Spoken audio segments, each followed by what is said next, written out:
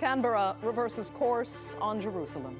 In a move angering the Israeli government, Australia cancels a Trump-led policy recognizing Jerusalem as Israel's capital. Will it inspire others to do the same and help get the two-state solution back on track? I'm Andrea Sankey, and today's Newsmaker is Australia's Israel policy change.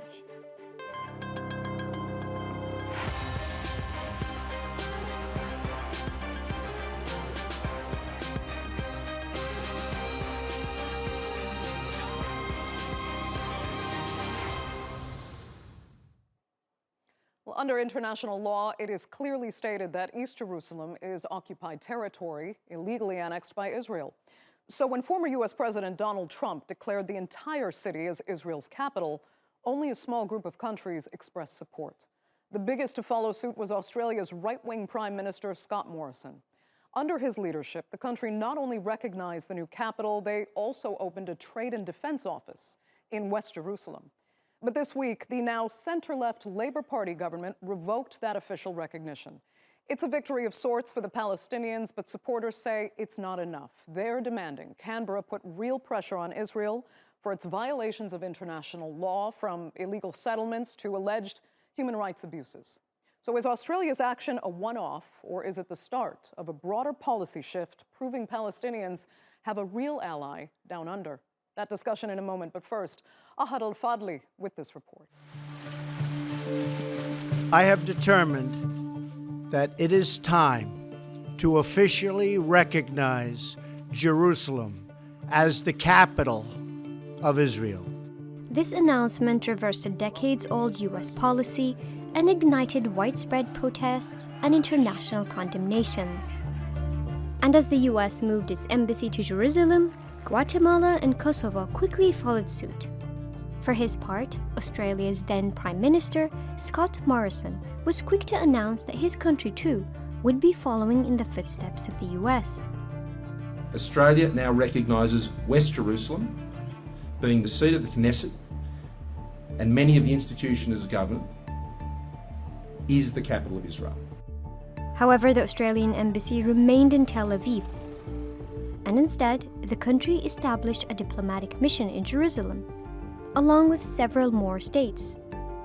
But today is a different story. Now, Australia's centre-left Labour Party is in power and has decided to make a U-turn. The government has reaffirmed Australia's previous and long-standing position that Jerusalem is a final status issue. And a final status issue that should be resolved as part of any peace negotiations between Israel and the Palestinian peoples. This reverses the Morrison government's recognition of West Jerusalem as the capital of Israel. Israel criticised the reversal and summoned the Australian ambassador. Neither the Australians nor anyone else is going to decide which is the capital of Israel. In the last 3,000 years, Jerusalem has always been the capital of Israel and will continue to be so. Meanwhile, the Palestinian Authority welcomed Australia's decision, saying it aligned with long-standing international law. All countries that have taken positions encouraging Israel to continue annexing the occupied Palestinian territories are violating international law and legitimacy and must bear responsibility for this. There are a few countries encouraging Israel annexation, yet most of the international community does not share this position and is fully compliant with the Security Council resolutions. But Israel is still putting up a fight and has continued its lobbying efforts despite having few success. I ask every world leader who has not relocated his country's embassy to Jerusalem to do so, always with the same argument. We don't tell you what your capital will be. You don't tell us what our capital will be. Please move your embassies to Jerusalem. Australia has been one of the first countries to recognize West Jerusalem as the capital and the first to backtrack. Now, it's a game of wait and see on how other governments respond. Ahad Fadli, The Newsmakers. Joining me now to debate the implications of Australia's decision are, from Montreal, Mouin Rabbani. He is a Middle East analyst and the co-editor of Jadaliyya, that's an electronic magazine produced by the Arab Studies Institute. From Melbourne, we have Erin Watson, an Australian public policy analyst, and in West Jerusalem, is Avi Mayer. He's a political analyst and the former spokesperson for the American Jewish Committee. Thanks all so much for being with us. Greatly appreciated. Erin, let's start with you. You're in Australia. I mean, first, was this a surprise, given Labor opposed the recognition from the outset and now they're in charge? No, it wasn't a surprise. So this was an election promise from Labor when they were in opposition should they win the election that happened a few months ago here in Australia. So this wasn't really a surprise for us here at all. Does that mean that it's been any less significant in the media over the last few days? No. So there's a whole range of important factors, you know, from a political landscape perspective here in Australia that relate to this decision and also the previous decision under the Morrison government as well. So for us here, not a surprise. That this is actually that the Labor government has followed through with this decision.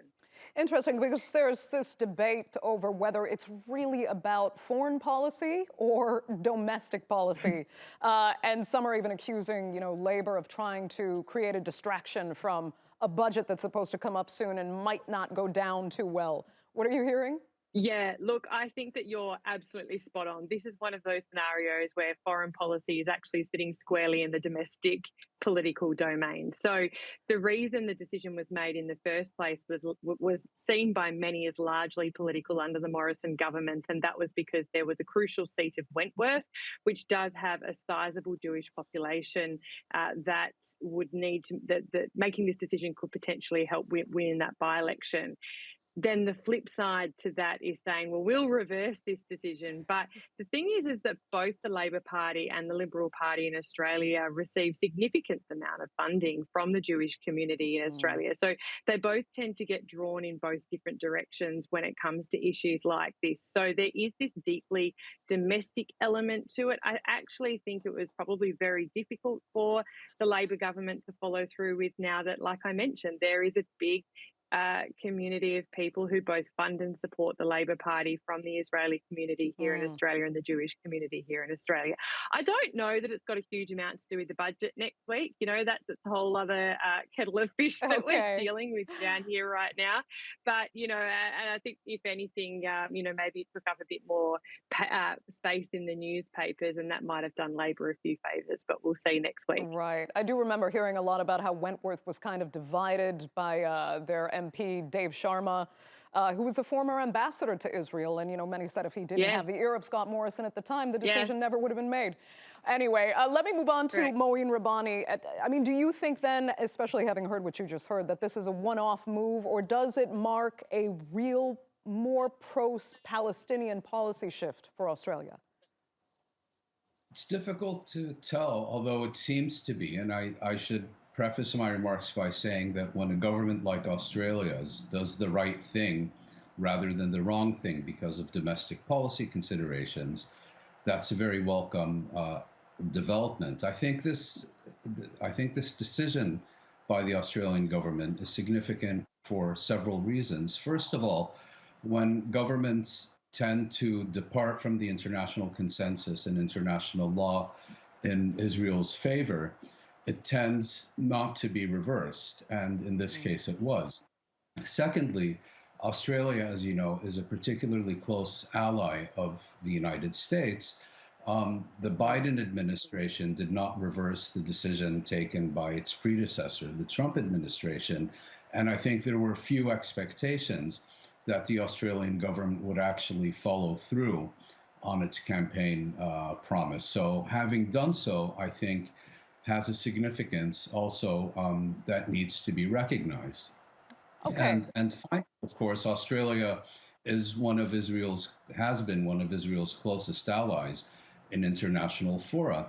And finally, one needs to take into account that this decision is being implemented on the eve of an Israeli parliamentary election, where normal course of affairs is to say, well, you know, we don't want to talk about Palestinian rights or Israel's violations of them because that could hurt the so-called moderates in the upcoming Israeli elections. I would very much hope that this decision by the Australian government perhaps demonstrates that that argument no longer flies, because feeding extremism only produces more extremism. And in this particular case, the Australian government has decided to do the right thing, to conform to the international consensus and international law without pandering to Israeli politicians and their electoral considerations. Okay, Avi, I'll just let you respond to Mouin's points there. Sure. I mean, look, let's start with the most basic fact. Jerusalem is Israel's capital. It is the seat of Israel's government. Israel's president, prime minister, parliament, Supreme Court are all located in the city. When foreign dignitaries, including Australia's prime minister and potentially foreign minister, visit Israel, they will visit Israel's leaders in Jerusalem. And so the recognition of Jerusalem as Israel's capital was simply a statement of fact. Now we have a statement of fiction, essentially, of a return to a reality in which Australia, along with other countries in the world, does not recognize the situation on the ground, which is reflected in the fact that Israel has its capital here in Jerusalem. Now, what that accomplishes, I cannot say. I am not an expert on Australian domestic considerations. However, I can say that it will deal a significant blow to Australian-Israeli relations, which are, as has been noted, extremely close. And that, I think, ultimately will cause tremendous damage to perhaps Australia's national security, to which Israel contributes rather significantly in a variety of ways, including intelligence cooperation and many others. Okay, I want to really talk more about the Israeli-Australian relationship in just a minute, Avi, but I have to put this to you more broadly because you think this puts Australia at odds, as you said, with many states. But the truth is, the U.S. decision to do this was voted against 14-1 by the UN Security Council. So most argue this now puts Australia back in line with the global majority. You don't think that's the case? Well, it's an interesting point that you raised there. In point of fact, many countries actually do have diplomatic missions here in Jerusalem. However, they are accredited not to Israel, but to the Palestinian Authority. That, I think, is actually a violation of the status quo and does, in fact, indicate a bias towards the Palestinian side of the equation. If the status quo or the argument is that Jerusalem should be a final status agreement issue that is only discussed between the parties at some point down the line, then that should be equally applied in both cases. It is true that Australia followed the United States' lead. There are other countries that also have missions in Jerusalem that are accredited to Israel, including Brazil, the Czech Republic, Hungary, and several others. And it is unfortunate that Australia is going back to its erstwhile position of simply not recognizing the reality on the ground as it actually is. Okay. Erin, let me come back to you. I mean, Mouin, I can see you strongly disagree with what you just heard. But Erin, I need to put this to you because if it does put Australia at odds with Israel, tell us which of Australia's allies are happy about this move. And did they have anything to do with this decision? Well, look, Australia has one ally, and that is the United States, and the United States hasn't reversed that decision. So, you know, and from my understanding in phone calls today with people in the US within government, there's not going to be any change on the horizon. So, look, I think but let me put this. I mean, Australia also has its neighbors in the Indo-Pacific, like Indonesia and Malaysia, for example. And I think that Precisely. So one of the things that this government is trying to do in Australia is repair its relationship, not repair, but really reinvest again in its Southeast Asian relationship. So we have a foreign minister who is of Malaysian origin, and she's really doubled down on using that to invest back in the Southeast Asia and ASEAN region. And both Malaysia and Indonesia expressed their concern when Australia made this decision in the Morrison government to move the Australian recognition of the capital to Jerusalem. So that was a really big deal. So I talked before about the domestic element, but there is that international element that's really important for this particular administration in this country right now.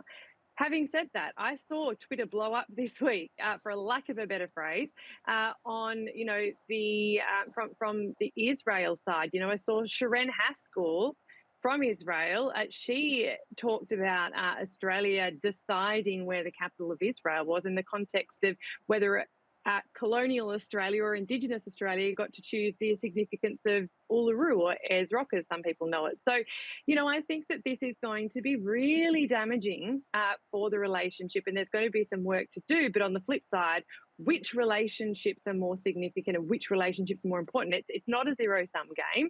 And this is the delicate balance that someone like our Foreign Minister, Penny Wong, has to walk right now. Okay. Mouin, let me come back to you. And we'll skip back to what Avi was saying, because I could see you shaking your head there. I mean, you don't see any favoritism, I imagine, toward the Palestinian people bearing out really in this policy, because there still is no, for example, condemnation of even the illegal actions that Israel has taken with the settlements through Australia, or anywhere really for that matter.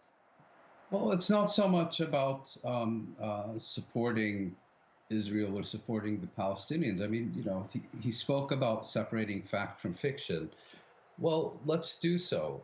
The fact of the matter is that under international law, Jerusalem is not recognized as Israel's capital. Even West Jerusalem is not recognized as sovereign Israeli territory since 1948. It's recognized as an international zone, and there are no diplomatic missions in Jerusalem. There are consular missions. And the reason for that is that there's a Security Council resolution that explicitly prohibits UN member states from establishing diplomatic missions in either West or East Jerusalem. And based on that decision, the Netherlands and a number of other countries relocated diplomatic missions that they did have at the time in Jerusalem to Tel Aviv. And what the United States did was a gross violation of both the international consensus and of international law. I mean, I could, you know, go on separating fact from fiction, but to say that this is a reality that exists and needs to be recognized, well, one could say the same about the Russian annexation of Crimea or other regions of Ukraine. You know, there are international standards. There is an international consensus. There is something called international law. And I think Israel's ability to simply treat this with total contempt and to be able to act with total impunity is precisely the reason we're having this discussion. And one very much hopes that this latest action by the Australian government is a sign of things to come, whereby the international community begins to show less tolerance for Israeli actions. Quickly, Mouin, then, I mean, do you think this kind of starts to represent a global potential momentum against Trump-era policy that a number of countries, including Australia, had picked up on? I think it's premature to jump to that conclusion. And most importantly, of course, the Trump administration's chief domestic rival in the United States, namely the Biden administration, has chosen to maintain that illegal recognition of Israeli sovereignty over Jerusalem, the illegal relocation of the U.S. Embassy to Jerusalem, and for that matter, the illegal Moroccan annexation of Western Sahara and other Trump-era policies. So these things are not going to self-correct. They require concerted, coherent, strategic action and leadership, and that will take time and effort. Okay, Avi, do go ahead. Yeah, thank you. I understand it might be difficult for Mr. Rabbani to see from distant Montreal, but I live in a part of Jerusalem in which within several blocks there is a Belgian mission, an Italian mission, a Swedish mission, a Greek mission right here in Western Jerusalem, all of which, excuse me, sir, all of which work with the Palestinian Authority. And so, sir, excuse me, please, I did not interrupt you when you were speaking. Please don't interrupt me as I am.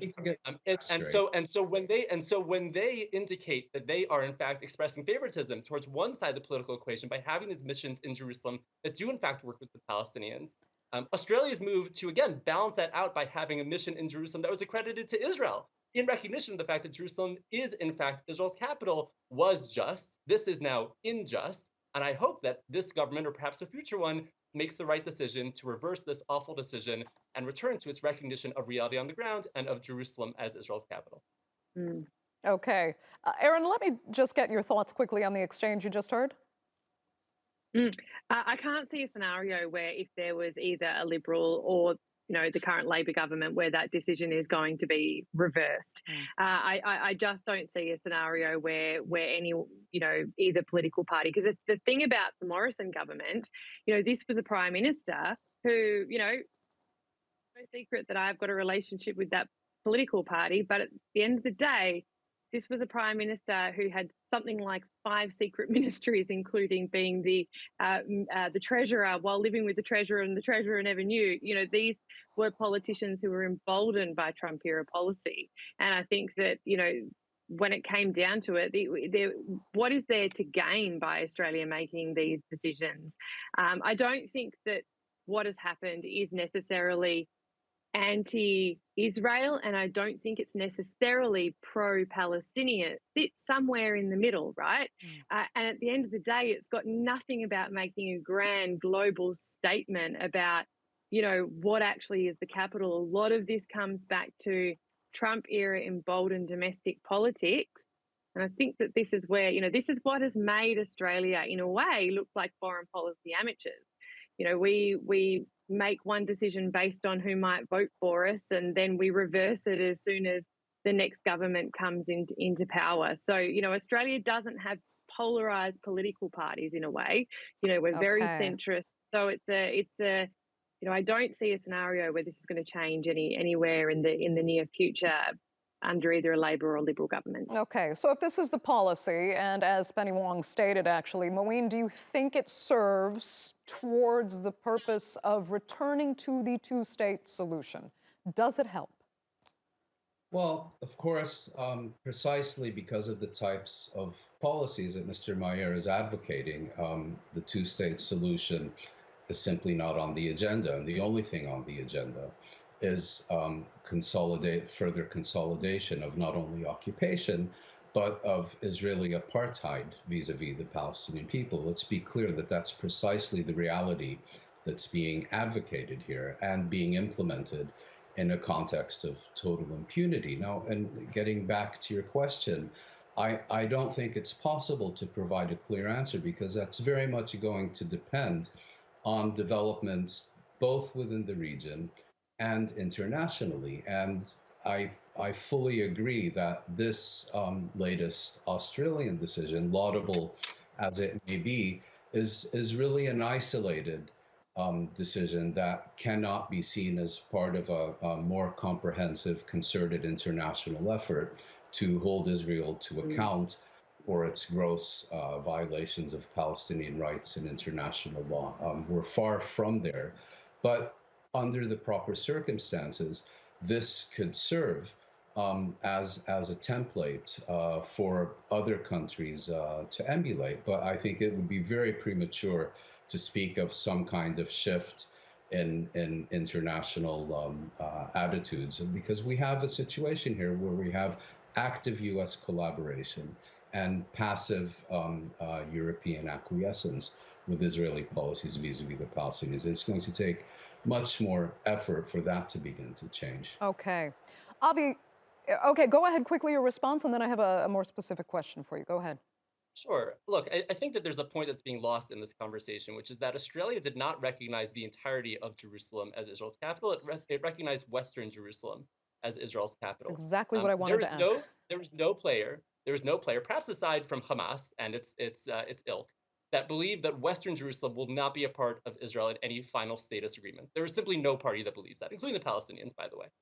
And so if that is the case, and if Australia was recognizing that reality by making that declaration of Western Jerusalem as Israel's capital, then this in fact deals a significant blow, not only to Australia's credibility in Israel's eyes and in the eyes of other key partners, but in fact to the entire two-state solution. If the notion is perhaps that in some final status there would be some power-sharing agreement in the city of Jerusalem, which is something that of course would have to be negotiated, then simply locating Australia's embassy and recognizing Jerusalem as Israel's capital would be a reflection of that aspiration and that hope. This is now a step backwards, and unfortunately, I think it drives even further away from any future. Avi, I need you to clarify, because you've said clearly that East Jerusalem is not what's in dispute here, but I mean, how so when your leaders keep referring to Jerusalem as its undivided capital. What does that mean? Why don't they just say West Jerusalem? Again, well, first of all, we can talk about the significance of, for example, the Old City and the holy sites in the Old City, which of course are most sacred to Jews and also sacred to Muslims and Christians around the world. The notion that that somehow Israel would have no connection to that part of the city is, of course, preposterous. And so we would have to discuss what that might look like in any future agreement between Israel and the Palestinians. Again, would there be a power sharing arrangement in the city? That is, again, something that is open to negotiation. But there is nothing, no one in the world, no serious actor who believes that the western part of the city, which is the part of the city that is in question right now in this conversation, would not be a part of Israel in its entirety at any final status agreement. Okay, that will have to be the final word, because unfortunately we're completely out of time for this edition of The Newsmakers. I'd like to thank all three of my panelists really so much for being with us, our viewers, of course, for joining us as well. Remember, you can follow us on Twitter, and do be sure to subscribe to our YouTube channel. I'm Andrea Sankey. We'll see you next time.